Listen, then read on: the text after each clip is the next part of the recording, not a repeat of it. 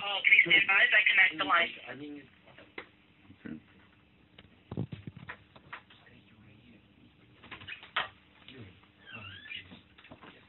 Ladies and gentlemen, welcome and thank you for joining today's Rosh Hashanah call with Jewish faith leaders and rabbis. Please note at this time all audience members are in listen-only mode to minimize background noise. There will be Q&A during today's call, and we will provide instructions at that time. I would now like to formally begin today's call and introduce Jared Kushner, Assistant to the President and Senior Advisor. Please go ahead.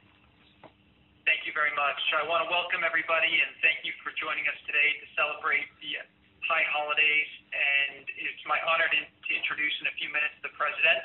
As we enter the final days of the month of Elul on the Jewish calendar, the Jewish tradition calls for the month leading into Rosh Hashanah to be one of introspection and reflection. Over the past year, we have accomplished a lot, and President Trump has proven himself to be a tremendous advocate for all American citizens, but particularly for the Jewish people. It's my great honor to introduce the 45th President of the United States, Donald J. Trump. Good afternoon, and thank you for joining this call. It's a great honor. To many rabbis, Jewish leaders, and friends who are on the line, I am delighted to wish you Shana Tova, a sweet new year, and you'll have many others. We really enjoy being with you. It's something I enjoy each year. May you be inscribed in the book of life. I send my warmest wishes to the Jewish people in the United States and around the world as we approach the high holy days. The Jewish practice of reflection, atonement, and remembrance during this holy period not only strengthens Jewish communities, but inspires all Americans. This afternoon, I want to express my deep admiration and gratitude for the extraordinary contributions of the Jewish people to the United States and to the world. Over the centuries, the Jewish people have suffered unthinkable persecution, yet you have not only endured, you have thrived and flourished as an example of humankind. My connection to Judaism is also personal. I am the very proud father of a Jewish daughter, Ivanka, and my son-in-law, who I'm very proud of also, I will say that very loudly, Jared, and my several Jewish grandchildren, namely 3 beautiful Jewish grandchildren that I love. As we hear the sound of shofar's call this year, we have much to celebrate as a nation. Opportunities for all Americans are soaring. Record numbers of Americans are working. The highest number of people working in the United States is literally today. We have never had more people working, and we have never had better unemployment numbers. We're setting records for unemployment, the lowest unemployment we've ever had in almost every category. And it's a great honor to see that, and the people of our country greatly appreciate it. Last year, I kept my promise to recognize Jerusalem as the capital of Israel, as we have since moved our embassy to Tel Aviv to its rightful home in the Holy City. In a moment, Ambassador Friedman will provide an update on our progress, but it's something that I'm very, very proud of. Other presidents have promised it. Actually, I should say, to be more accurate, many other presidents have promised it, and all have failed to secure their promise. In June, Secretary Pompeo and Ambassador Haley announced that the United States would withdraw from the anti-Israel United Nations Human Rights Council. We have already acknowledged that and will continue to defend Israel's sovereign rights in all international forums. Ambassador Friedman, Jason, Jared, and others are working hard to reach a peace agreement between the Israelis and the Palestinians. All my life I've heard that's the hardest deal to make, and I'm starting to believe that maybe it is, but I will say that if it can be delivered, we will deliver it. Jason will actually be talking about that shortly, and we have made progress, believe it or not. Finally, a few weeks ago, my administration was proud to remove the last known Nazi criminal from the United States. I understand that Assemblyman Eichen, who has been very kind to me and very nice. I know he's a very strong Democrat, but he was extremely nice when he did an interview in particular as to what we did, but we worked tirelessly and we helped to make it possible. I know he and many others have been working on it for decades. We're also deeply honored to be joined by several Holocaust survivors. It is a true privilege to be graced by your presence, and it marks the 5,779th in the Jewish calendar. So we renew our pledge to confront anti-Semitism and hatred in all of its forms. I want to thank each and every one of you for your contributions to our communities and to our nation. Melania and I wish everyone a sweet and peaceful New Year, and it's really been a great honor. I will now take a moment to ask Ambassador Friedman to say a few words. He's done a fantastic job as your ambassador. And David, please say a few words. Thank you, Mr. President. It's a great honor to be on this call. I'm sorry, can everyone hear me? I can, yes. Okay, good. All right, well, again, thank you very much, Mr. President. It's a great honor to be on this call with you, and thank you for your kind words to the Jewish community. As everyone knows, we opened the embassy on May 14th of this past year at exactly 4 p.m. It was not just the date, but actually even the time that David Ben-Gurion declared Israel's independence 70 years ago. We opened the embassy, as President Trump likes to say, well ahead of time and well under budget. As he said many times, hundreds of millions of dollars under budget. But we have a beautiful campus. We have continuously operated our embassy since May 14th. We have about 150 people working there already. We're beginning phase 2 of the construction period, which is beginning in a week or two. And we will roughly double the size by June of 2019. After that, we'll consider what final steps to make to complete the transition. We are looking for a site, and we think we have that site located for the ambassador's residence, something near and dear to my heart, and we'll have further announcements on that. But I would tell you that the embassy in Jerusalem has become a major tourist site in Israel. I'm there almost every day, and people just pull up their cars to the front of the embassy. They get out, they take pictures. I've seen some people praying there. I've actually seen many people crying there.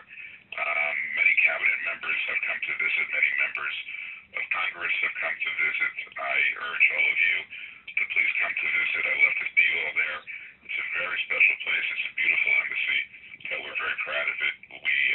We're there, of course, because of the extraordinarily courageous decision of the president to move our embassy there, as he has said, is something that has been a mandate from Congress for more than 25 years. It's been the will of the American people for longer than that. It's been tried and failed by so many predecessors, and so I want to thank the president publicly, as I've done before, for this incredibly important and courageous decision. And to all those on the call, I'd like to say to you, Shana Tova, K'tiva Ava Tova, may all of you be inscribed in the Book of Life and have a successful, peaceful, and joyous New Year. Thank you. Thank you very much, David. And I believe Alan Dershowitz, a terrific gentleman and a great lawyer, is going to be asking me a couple of questions.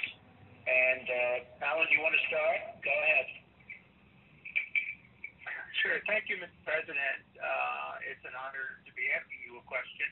I want to thank you for doing what previous presidents promised to do, and that is recognizing the reality that Jerusalem is the eternal capital of Israel and moving the embassy there. I was honored to be at the opening.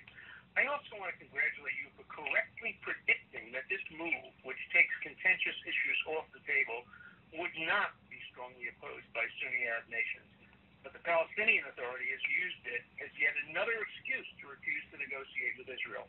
So, Mr. President, should the Jewish community be optimistic that you can help bring about a peaceful resolution of the conflict that we all pray for all the time?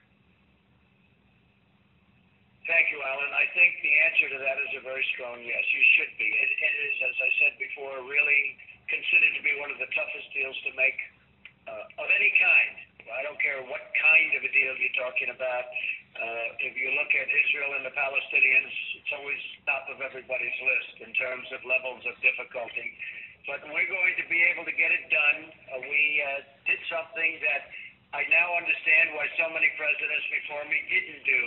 They would campaign and they were always going to talk. They were always talking about Jerusalem and the embassy, and it was all very beautiful and everybody was happy, and then they never did it. I can tell you, and I don't say it often, but I should say to this very special group of people, and you're very special, Alan, the fact that people heard that I was going to do it, about 2 weeks out, I have never received so many phone calls from foreign leaders as I did, asking me not to do it. And it was one after another, please don't do it, please don't do it. And some were very strong on it. We really implore you, Mr. President, please do not do it. It will be, I don't want to go into great detail, but some said it would be massive, massive problems. It would be weeks in hell. And I said, you know what, thank you very much. And then it got to a point where about 3 or 4 days out, Alan, I wouldn't take phone calls. I said, let me tell him I'll call him back after Monday. I'll call him back after I do the announcement, which is what I did. And then they sort of lost a lot of enthusiasm because the announcement was made, a good way to do it. But the fact is that I took something off the table. If you go back and look at your negotiations with the Palestinians over the years, the first thing was Jerusalem. And this, and moving the embassy to Jerusalem, thereby making it the capital. And I will tell you, we've taken that off the table. You never got by. If you look at the negotiations, nobody got by that first point. You never got it. That's why the negotiations would normally end very quickly, because the first question was that, and you couldn't get by. So I've taken it off the table. Now, does that mean Israel is going to do something that will good for the Palestinians? Yes. What is it going to be? I can't tell you. But I can tell you that by doing what I did, Alan, we took the biggest bone of contention, a point that nobody ever got beyond for the second dilemma, for the second problem. They never got beyond it. We took it off the table. And I think it's actually going to help a lot in making a deal, as we say, with the Palestinians. Now, most people think just the opposite. They said, oh, you did a mistake. Well, I disagree. So I think that we have a very good chance of doing it. And the other thing I did, Alan, I will tell you, is I stopped massive amounts of money that we were paying to the Palestinians and the Palestinian leaders. The United States was paying them tremendous amounts of money. And I say, you get money, but we're not paying you until we make a deal. If we don't make a deal, we're not paying. And that's going to have a little impact. I said, by the way, did you ever do that before? I said to some of the past negotiators, did you ever do that before? Did you ever use the money angle? They said, no, sir, we thought it would be disrespectful. I said, I don't think it's disrespectful at all. I think it's disrespectful when people don't come to the table. So we're doing that, and I really do believe we're going to make a deal out, and I hope so. It'll be a great thing to do. Thank you so much, Mr. President. Thank you, Alan. We all are there to help you if we can do anything. Thank you. Thank you very much, Alan. You've been fantastic. Norm Coleman is here, and he's a man that's highly respected by a lot of people. Norm, are you there? Thank you, Mr. President. Mr. President, in the spirit of introspection and reflection that we as Jews are called upon to do this time of year, on behalf of over 50,000 members of the Republican Jewish Coalition that I chair, please allow me to thank you for the courage and wisdom you've demonstrated in the promises made and promises kept this year that have really strengthened the U.S.-Israel relationship. I'm just going to mention in 3 areas. And by the way, this all follows the disastrous policies of your predecessor. And we talked about in face of global opposition, Mr. President, you moved the U.S. Embassy to Israel's capital. I was there in May of 2000 last year when you were the first sitting president last May to pray at the Western Wall and then delivered a powerful speech side by side with Prime Minister Netanyahu. Again, in face of global opposition, you canceled an Iran deal that had guaranteed Iran a path to a nuclear weapon. You reimposed sanctions on an Iranian regime that has been at the core of destabilizing the Gulf region through its nefarious activities in Yemen, Iraq, Syria, Lebanon, Gaza. 2 other areas briefly, Mr. President. Thank you for, by the way, those of us that grew up in the 60s would say, having the courage and wisdom to speak truth to power by calling out the UN ongoing anti-Israel bias. You withdrew us from the Human Rights Council. You withdrew funding from UNRWA with its anti-Semitic, anti-Israel agenda.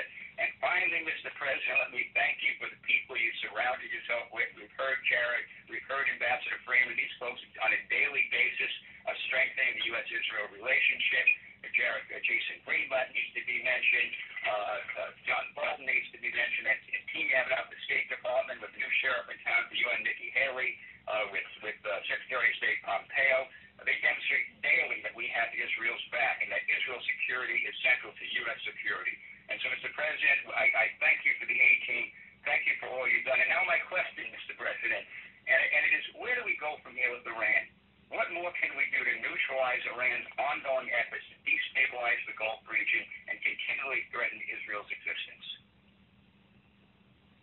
Well, thank you very much, gentlemen. I do have a good team, and I think probably, and not probably, without question, and David can say this better than anybody, that if somebody else were president, you wouldn't have the embassy built for 20 years of it.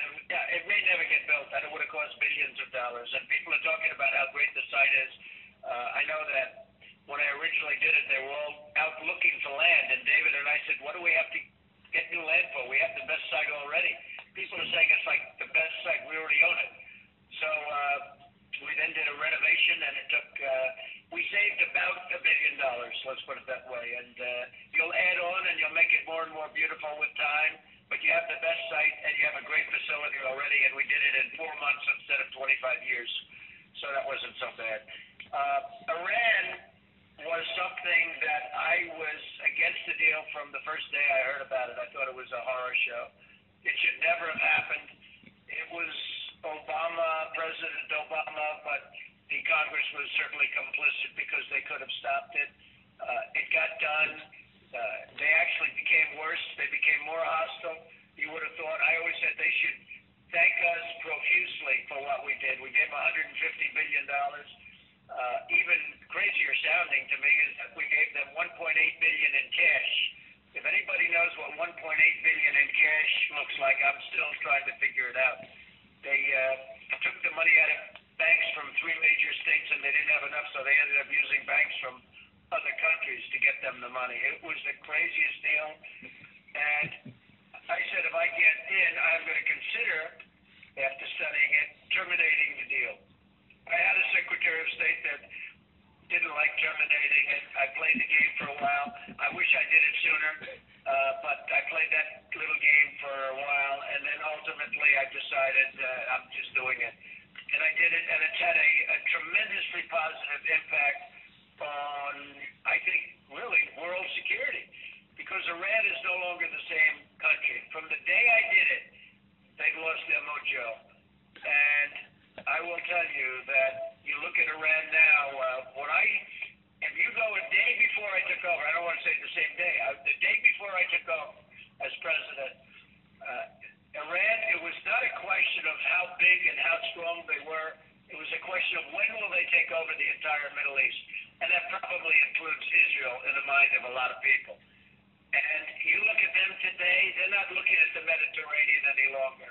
They're not looking at places that they were going to routinely take over. And I think Israel feels a lot safer than they've felt in many, many years.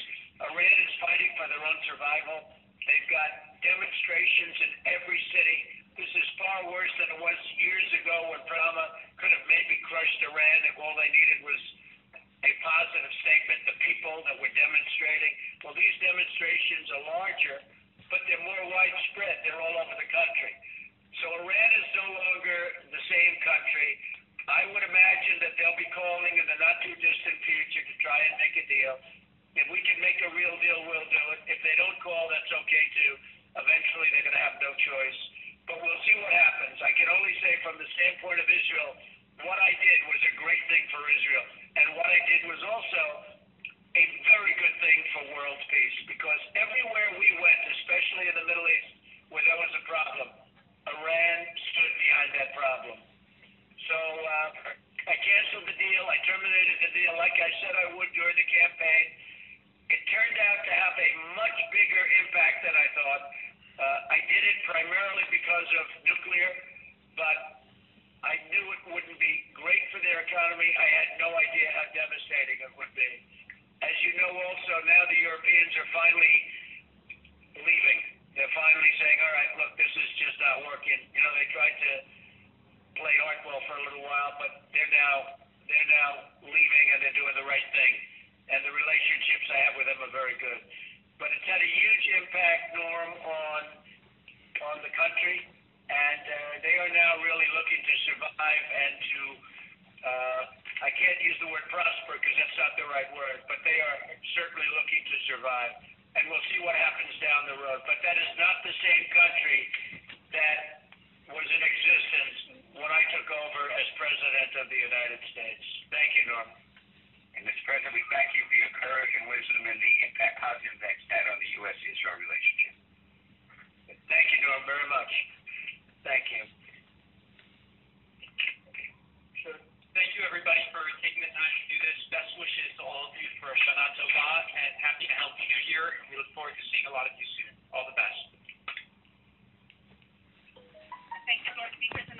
audience for joining. This call has concluded. You now disconnect.